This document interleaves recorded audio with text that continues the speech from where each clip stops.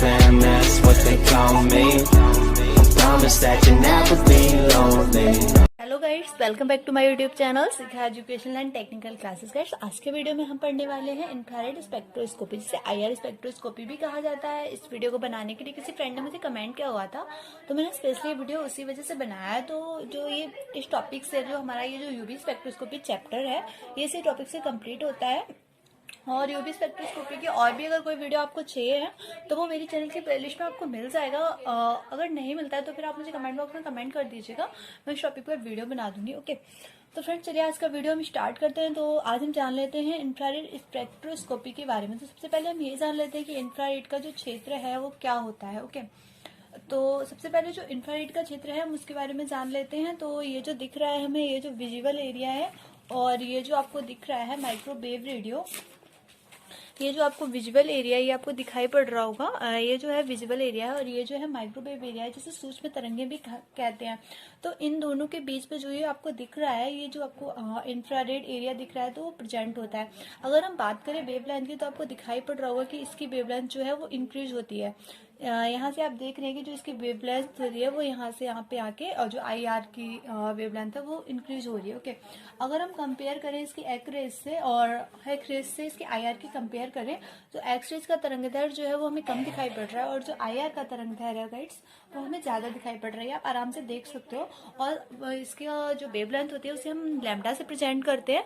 बात करें हम इसकी एनर्जी की, तो जो इसकी एनर्जी है वो यहाँ से यहाँ पे डिक्रीज होती है। तो आईआर की जो एनर्जी होती है वो बहुत कम होती है। तो इसकी जो वेवलेंथ होती है 1 nm बराबर 10⁻⁹ मीटर होती है। तो फ्रेंड्स चलिए अब हम चलते हैं नोट्स की तरफ। अब हमने इसका क्षेत्र जान लिया है, तो हम बात करते हैं अब इंफ्रारेड स्पेक्ट्रोस्कोपी की। तो इसमें क्या लिख रहा है कि वह क्षेत्र जो दृश्य क्षेत्र और सूक्ष्म तरंगों के बीच में होते हैं उसे हम क्या बोलते हैं, इंफ्रारेड फील्ड, इंफ्रारेड रीजन बोलते हैं। ओके, तो इसमें क्या बताया था मैंने कि जो ये विजुअल एरिया है और जो माइक्रोवेव एरिया है, इन दोनों के बीच में जो एरिया होता है उसी को हम क्या कहते हैं, इंफ्रारेड एरिया। ओके, तो अब ये हमारा पॉइंट फर्स्ट क्या है हम देख लेते हैं। इन विकिरणों की तरंगदैर्घ्य काफी अधिक होती है लेकिन एनर्जी बहुत कम होती है। मैं आपको पहले ही बता चुकी हूँ।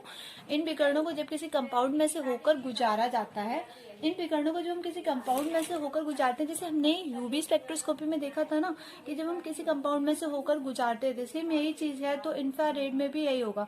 हम लोगों ने यहाँ पर कोई ट्यूब लिया हुआ है, ये आपको दिख रहा है, हमने यहाँ पर कोई कंपाउंड लिया हुआ है, इसमें सब्सटेंस भरा हुआ है। अब जैसे कि हमें पता है कि सब्सटेंस के अंदर बहुत छोटे छोटे जो होते हैं मॉलिक्यूल्स और एटम्स और ये जो इलेक्ट्रॉन्स हैं वो प्रेजेंट रहते हैं।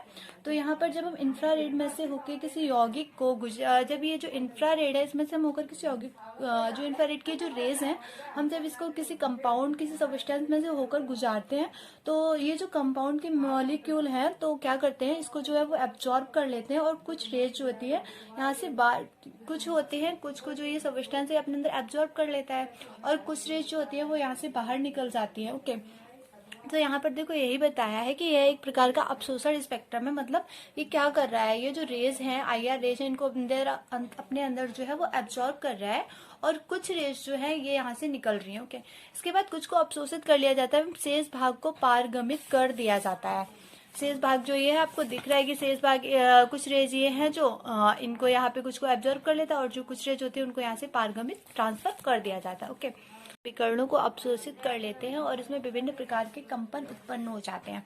इन मॉलिक्यूल में बहुत से प्रकार के बॉन्ड पाए जाते हैं और प्रत्येक बॉन्ड में कई प्रकार के कंपन होते हैं, इसलिए आईआर स्पेक्ट्रम की स्टडी करना अत्यंत जटिल हो जाता है। जैसे कि इन रेज के अंदर एब्जॉर्ब करना स्टार्ट कर देते तो इनके जो मॉलिक्यूल्स हैं, जो मैं ये बात कर रही थी, जो ये मॉलिक्यूल्स हैं ये क्या करते हैं, जो ये मॉलिक्यूल्स हैं ये वाइब्रेशन करना जो है वो स्टार्ट कर देते हैं।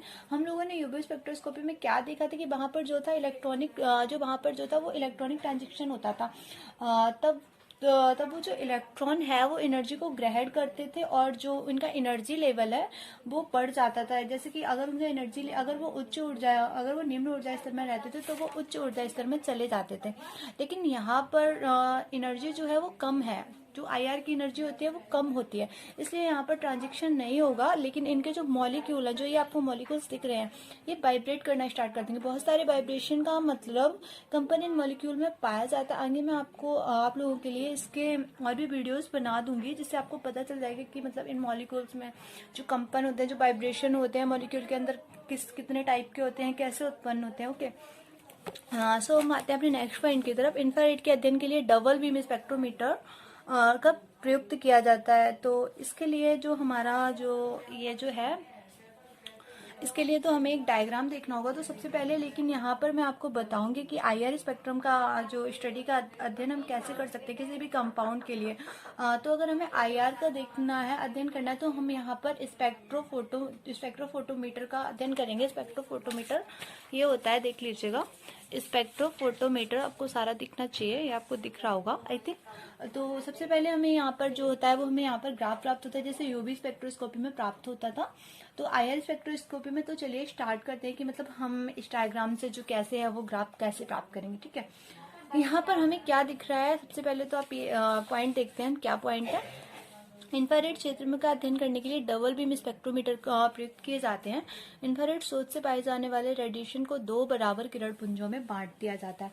तो यहाँ पर हम देख रहे हैं कि IR का सोर्स मतलब क्या है कि यहाँ से जो इंफ्रारेड है वो निकल रहा है। यहाँ पर जो इंफ्रारेड है ये 2 भागों डबल बीम में डिवाइडेड है। यहाँ पर एक प्रकार का ये डबल बीम है। ठीक है, बीम मतलब किरण पुंज, जिसे आप किरण पुंज कहते हैं। तो 2 किरण पुंज जो है वो अलग अलग विभक्त कर दिया गया। पहले जो है वो इस तरफ जा रहा है और दूसरा जो है वो इस तरफ जा रहा है। तो इस कारण जो है इसे डबल बीम स्पेक्ट्रोफोटोमीटर कहा जाता है। ओके, हमारा पॉइंट सेकंड क्या है, वेट।